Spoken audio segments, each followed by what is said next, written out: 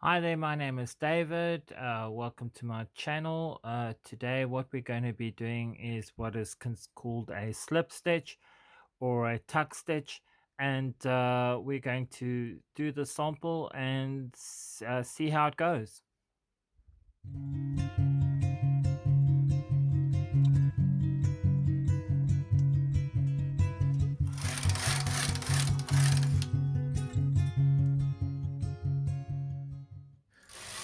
What I'm doing now is I'm just doing a cast on, and I don't want to go through all the whole details of it because this is a really basic kind of knitting, and I just wanted to show really quickly how this is done. What comes with the Brother KH 230 is it comes with these little rulers that have little uh, um, points that are on it, and this is used to move the needles forward. Here, what it basically says is that you've got to do push some needles out, and you use this little ruler to push the needles out. And basically, what you do here is that you are going to just basically put the needles on hold. Here, you take your carriage and you move the levers up into hold, and this what this basically does is it's needles that don't knit, and when it doesn't knit, it makes these kind of loops over the needle, and then that's what you do in order to create the slip stitch, or should I say tuck stitch. Here I've just used a double knit yarn to do the sample. I should really do an Erin yarn, but I just thought it would be nice and much easier to do this. Here I'm doing the very first row. As you can see, it hasn't knitted those needles on the outside of it because I've put the needles into hold. And here I do 3 rows to cover the loops over the needles. And then what I do is after I've done those 3 rows, I then take the levers down back to knit, and or should I say take the needles out of hold, and then you knit those rows all together. So basically you can't really see it that well on this row, but it basically just pulls up some stitches, 3 rows of stitches. And what you do now is you do the alternative needles.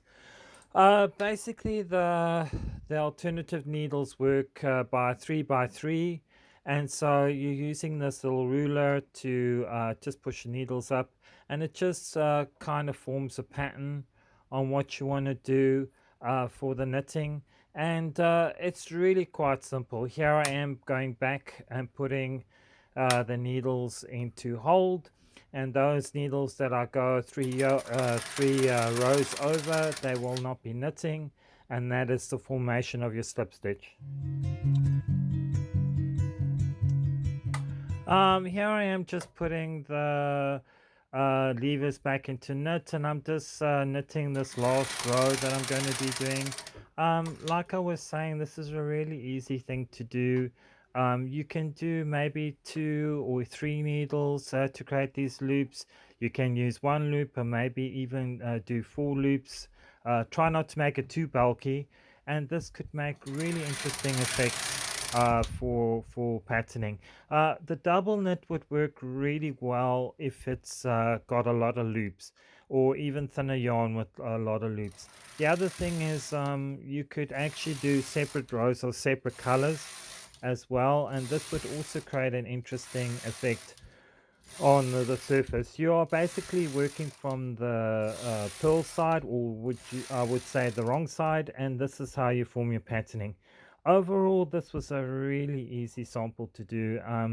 It's really a nice way of doing a garment as well to create surface effect, and I would highly recommend doing something like this.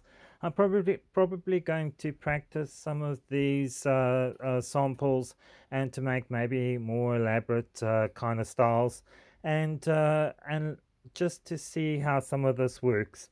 Well, this is the end of the video. I want to say, I would say practice with this one because it's really easy. And I would like to say thank you for watching. Please subscribe and leave a comment. And I will be looking at the next project, and I will be seeing you soon.